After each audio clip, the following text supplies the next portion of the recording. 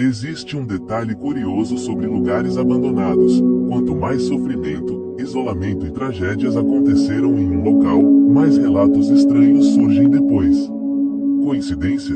Ou será que lugares conseguem guardar marcas do passado? Hoje você vai conhecer alguns dos lugares mais assustadores do planeta. Hospitais psiquiátricos abandonados. Hospital Psiquiátrico de Trans-Allegheny, EUA. Pacientes eram submetidos a tratamentos brutais e a relatos de sons e vultos até hoje. O antigo Hospital Psiquiátrico de Trans-Allegheny, conhecido no passado como Asilo Trans-Allegheny para Lunáticos, fica em Weston, na Virgínia Ocidental, nos Estados Unidos. O lugar começou a funcionar em 1864 e foi criado com a ideia de ser um hospital humanizado, mas com o passar das décadas, tudo virou um verdadeiro pesadelo. Nos anos 50, o asilo já estava completamente superlotado. Pacientes eram colocados em condições assustadoras, corredores escuros escondiam histórias perturbadoras, e muitos dizem que o sofrimento deixado ali nunca foi embora. O hospital fechou em 1994, mas o silêncio daquele lugar parece carregar algo estranho até hoje. Atualmente, o prédio funciona como museu e atração paranormal, atraindo curiosos, investigadores sobrenaturais e pessoas que afirmam ouvir vozes, passos e até ver aparições pelos corredores abandonados. Um dos relatos mais famosos do antigo Trans-Allegheny Lunatic Asylum é sobre uma suposta paciente chamada Lily. Muita gente que visita o lugar diz ouvir passos, risadas e até choro vindo de corredores vazios, principalmente à noite. O mais bizarro é que, em algumas investigações paranormais, perguntaram o nome da entidade usando equipamentos e teria aparecido Lily mais de uma vez. Hospital Colônia de Barbacena, Brasil. Imagine entrar em um trem, sem saber que ele está levando você para um inferno real em Barbacena, Minas Gerais. Existia um lugar onde pessoas eram esquecidas pelo mundo. O Hospital Colônia não era apenas um manicômio, era praticamente um campo de extermínio escondido dentro do Brasil.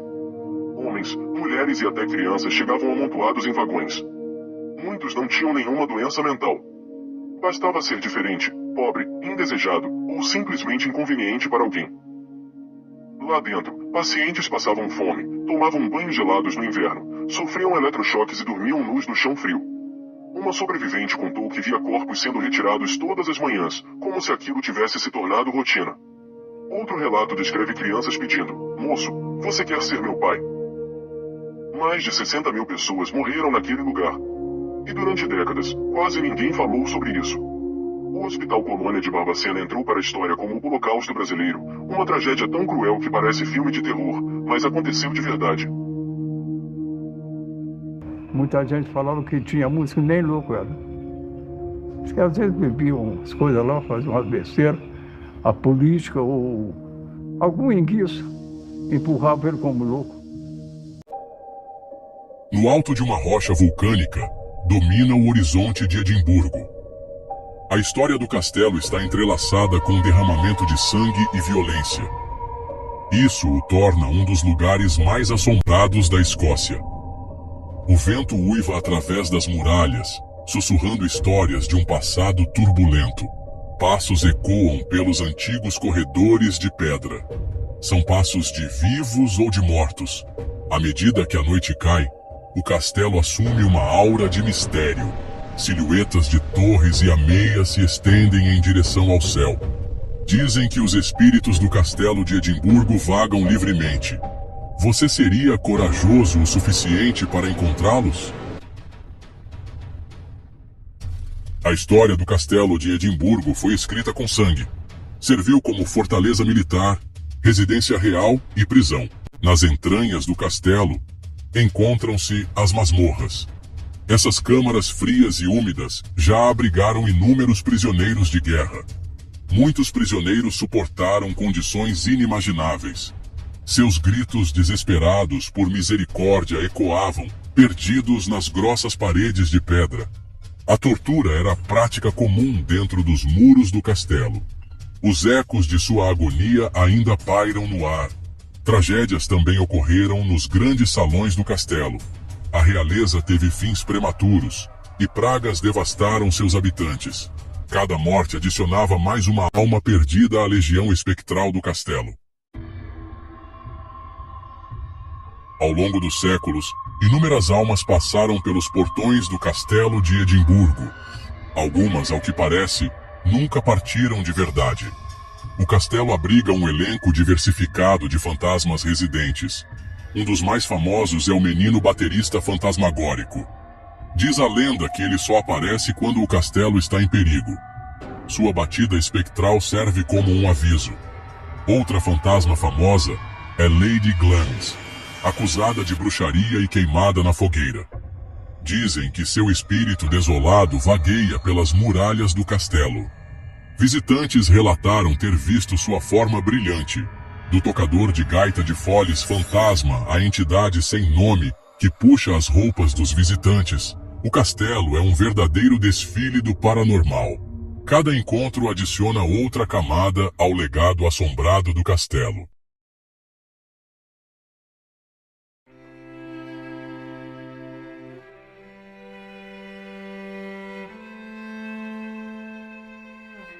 O castelo de Drácula existe e está vivo, escondido entre os véus espessos de neblina que serpenteiam pelas montanhas geladas da Transilvânia. O imponente castelo de Bran se projeta sobre a paisagem como um guardião ancestral, esculpido em pedra e silêncio. Cercado por florestas sombrias, onde as árvores parecem sussurrar segredos esquecidos pelo tempo, e flancos rochosos que mergulham em abismos profundos, ele repousa como se estivesse em perpétua vigília. À noite, o ar se enche do uivo agorento dos lobos e do murmúrio do vento cortando os vales. Sons que juntos evocam uma sensação quase sobrenatural de que algo antigo, sombrio e desperto ainda habita ali. Não há muitos lugares no mundo que exalem uma energia tão espessa de lenda, superstição e temor ancestral, quanto esse castelo medieval romeno, cuja fama ultrapassou os séculos e as fronteiras. Apesar das lacunas históricas e das versões contestadas, o castelo de Bran foi eternizado na imaginação coletiva como o lar obscuro e ameaçador do lendário Conde Drácula. A criatura noturna concebida por Bram Stoker, mas inspirada por uma figura ainda mais sinistra da vida real. O sanguinário Vlad, o Empalador. A origem do castelo de Bran remonta ao longínquo ano de 1377, quando o rei Luís I da Hungria, em um gesto de estratégia e domínio, autorizou os saxões de Kronstadt, atual Brasov, a erguerem uma fortaleza de pedra sobre os escombros silenciosos de uma antiga estrutura de madeira, cujas cinzas, dizem os mais antigos, ainda carregavam os ecos de batalhas esquecidas. A decisão de sua localização não foi aleatória.